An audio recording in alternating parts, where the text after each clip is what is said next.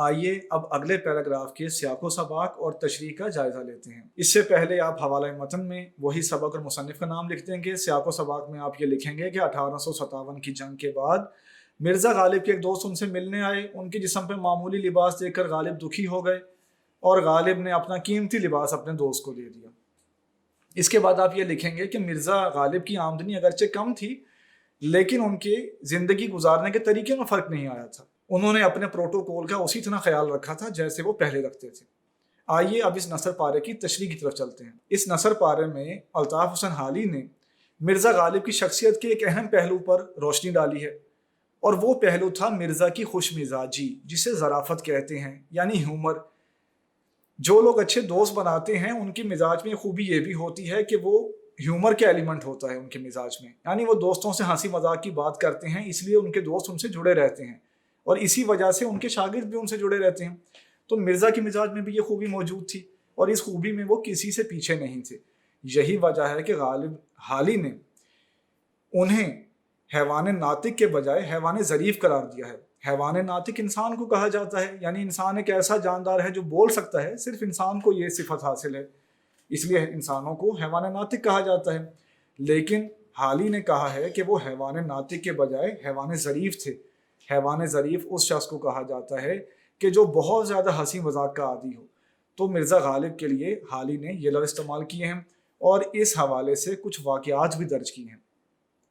پہلے واقعے میں حالی لکھتے ہیں کہ رمضان کا مہینے کے بعد مرزا غالب بہادر شاہ ظفر کے یہاں گئے۔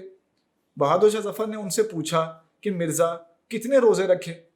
تو مرزا غالب نے جواب دیا، پیر و مرشد ایک نہیں رکھا۔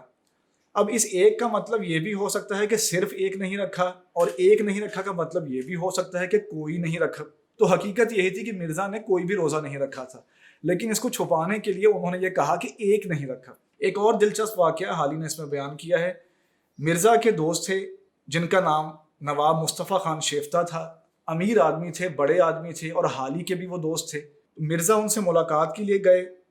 جب وہ ان کے گھر میں داخل ہونے لگے اور گیلری سے گزرے تو وہاں اندھیرا تھا، اور جب اندھیرے سے گزر کر وہ ان کے ڈرائنگ روم کے پاس پہنچے تو وہاں مصطفیٰ خان شیفتہ موجود تھے ان کا خیر مقدم کے لیے، ان کے استقبال کے لیے۔ تو مرزا نے اس موقع پر ایک مصرع پڑھا، آب چشمہ حیواں درون تاریکی است، کہ آب حیات کا چشمہ اندھیرے میں ہے۔ یعنی یہ مرزا نے ایک خوش مزاجی کا مظاہرہ کرتے ہوئے، اپنے دوست کی اہمیت کا ذکر کرتے ہوئے یہ مصرع پڑھا۔ اس کے بعد جب مصطفیٰ خان شیفتہ انہیں اپنی ڈرائنگ روم میں لے گئے تو اس زمانے میں ڈرائنگ روم اس انداز کے ہوتے تھے کہ ان کا رخ صحن کی طرف بھی ہو سکتا تھا، جس طرح پرانی طرح کی عمارتیں ہوتی ہیں جسے ہم دیوان خانہ کہتے ہیں، ادھر لفظ دیوان خانہ استعمال ہوا ہے۔ تو اس دیوان خانے یعنی ڈرائنگ روم کا ایک سائڈ جو تھی وہ مشرق کی طرف تھی، جس کی وجہ سے وہاں روشنی ہی روشنی تھی۔ تو جب مرزا ڈرائنگ روم میں پہنچ گئے تو وہاں انہوں نے پڑھا، این خانہ ہمہ آفتاب است، کہ یہ گھر تو سارے کا سارا منور ہے۔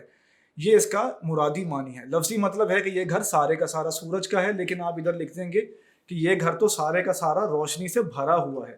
آخری واقعے میں مولانا الطاف حسین حالی نے لکھا ہے کہ ایک مجلس میں مرزا غالب موجود تھے اور شیخ ابراہیم ذوق موجود تھے۔ ان دونوں کی کھینچا تانی رہتی تھی جو کہ کتابوں میں لکھی ہوئی ہے۔ تو مرزا غالب میر تقی میر کو پسند کرتے تھے اور شیخ ابراہیم ذوق مرزا سودا کو پسند کرتے تھے۔ تو جب شیخ ابراہیم ذوق مرزا سودا کی تعریف کر رہے تھے اور انہیں میر تقی میر پر پریورٹی دے رہے تھے، انہیں ترجیح دے رہے تھے، تو مرزا کو یہ بات گوارا نہ ہوئی۔ مرزا نے اس موقع پہ کہا کہ میں تو تم کو میر ہی سمجھتا تھا، یعنی میر کا پرستار سمجھتا تھا، لیکن اب معلوم ہوا کہ آپ تو سودائی ہیں۔ مرزا یہاں یہ کہنا چاہتے تھے کہ آپ پاگل ہو چکے ہیں، لیکن مرزا نے یہ بات اتنے سلیقے سے اور اتنی ظرافت سے کی کہ بات بھی ہو گئی اور سب لوگ ہنس بھی پڑے۔ امید ہے آپ اس نثر پارے کی تشریح سے اچھی طرح واقف ہو گئے ہوں گے۔ اب آپ اس تشریح کو اپنے لفظوں میں لکھیں گے تو آپ کی تشریح مکمل ہو جائے گی۔